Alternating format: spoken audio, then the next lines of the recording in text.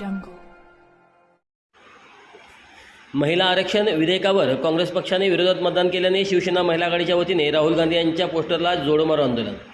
शहरातील महाराणा प्रताप चौक येथे शिवसेना शिंदे गट महिला आघाडीच्या वतीने काँग्रेस नेते राहुल गांधी यांच्या विरोधात जोडेमारे आंदोलन करण्यात आले. 17 एप्रिल रोजी लोकसभेत मांडण्यात आलेल्या महिला आरक्षण विधेयकावर काँग्रेस पक्षाने विरोधात मतदान केल्याचा आरोप करत या आंदोलनाचे आयोजन करण्यात आले होते. महिला आघाडीच्या पदाधिकाऱ्यांनी सांगितले की महिला सक्षमीकरणासाठी अत्यंत महत्त्वाचे मानले जाणारे महिला आरक्षण विधेयक संसदेत मंजूर व्हावे आणि यासाठी सर्वसामान्य महिलांची अपेक्षा होती. मात्र काँग्रेसने विरोधात मतदान केल्यामुळे हे विधेयक नामंजूर झाले असा आरोप त्यांनी केला. या निर्णयाविरोधात तीव्र नाराजी व्यक्त करत महिला कार्यकर्त्यांनी राहुल गांधी यांच्या पोस्टरला जोडमारो आंदोलन निषेध नोंदवला. आंदोलनादरम्यान घोषणाबाजी करत काँग्रेस पक्षाच्या भूमिकेचा निषेध करण्यात आला.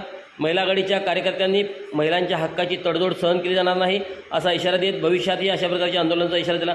यावेळी संपर्क प्रमुख सुनीताताई मोरे, जिल्हा प्रमुख रुक्मिणीताई आंबिगिरी, शहर प्रमुख पायल पाटील, हसीना मुल्ला, लतिका शिंगणे, आशाताई पवार, सुनीता राणा, अनिता केदार यांच्यासह अनेक शिवसैनिक पदाधिकारी महिला मोठ्या संख्येने उपस्थित होत्या. देशाच्या संसदेमध्ये काल नारी शक्ती विधेयकाचं मांडणी करण्यात आली. या मांडणीला काँग्रेस पक्षाचे तसेच सर्व विरोधकांनी या विधेयकाच्या विरोधात मतदान करून या देशातील सर्व महिलांचा अपमान केलेला आहे. यांना महिला मतदार म्हणून मान्य आहे, पण महिलांना देणाऱ्या अधिकार यांना मान्य नाहीत. यांनी आमच्या महिलांचा, समस्त देशातील महिलांचा या काँग्रेस पक्षानं, राहुल गांधीनं आमचा अपमान केला आहे.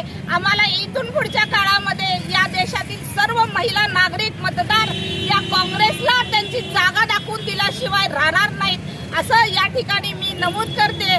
शिवसेनेनं नेहमीच महिलांची बाजू घेतली. लाडक्या बहिणींच्यासाठी सुद्धा शिवसेना रस्त्यावर उतरली.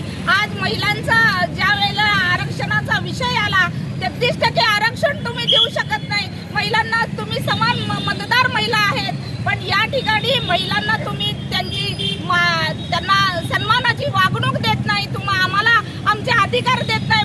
पुरुष प्रधान संस्कृतीमध्ये महिलांना नेहमीच वगळलं जातंय. आज या ठिकाणी काँग्रेसनं दाखवून दिलं की महिला ह्या शेवटी त्यांना कुणाचाही आधार मिळू शकत नाही. आणि नरेंद्र मोदी साहेबांनी आम्हाला आधार देण्याचा प्रयत्न केला. आमचे देवेंद्र फडणवीस यांनी सुद्धा महिला विधेयकासाठी खूप प्रयत्न केले.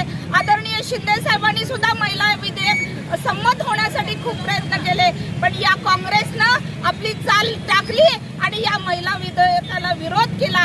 अशा या काँग्रेसचा जाहीर शिवसेनेच्या वतीनं आम्ही इथं निषेध करतो. राहुल गांधी हाय हाय.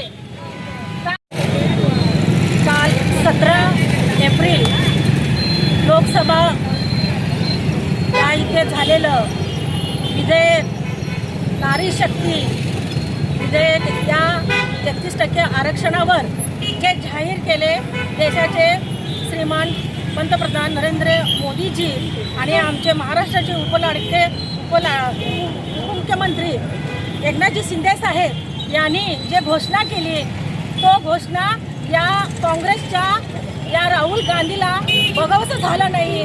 पण आतापर्यंत 3 वर्ष झालं आमचे एकनाथजी शिंदे साहेबांनी ज्या बहिणीसाठी अहोरात्र ओतून घेतले, त्या बहिणींना त्यांनी रात्रंदिवस त्या बहिणींना सपोर्ट केले 1500 रुपये प्रमाणे, आणि ज्या काही गरीब रोजगारासाठी रोजगार राबवले, आतापर्यंत गोरगरीब बहिणींसाठी त्यांनी राबत आलेलं आहे.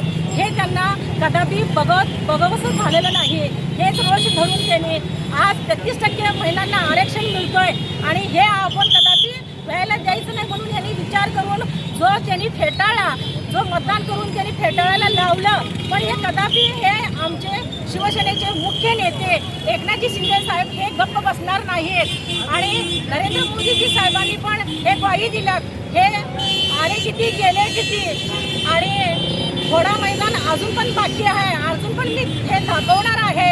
आणि ह्याच महिला यांना या विधेयकावर बोलवून त्या महिलांचं खच्चीकरण जे करणारे आहेत त्यांचं खच्चीकरण केल्याशिवाय हे आपल्या महिला गप्प बसणार नाहीत.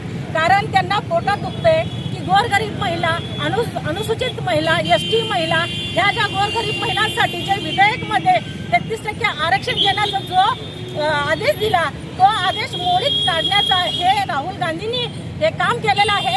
पण देशाच्या तमाम करोडो बहिणींच्या समोर हे आलेलं आहे.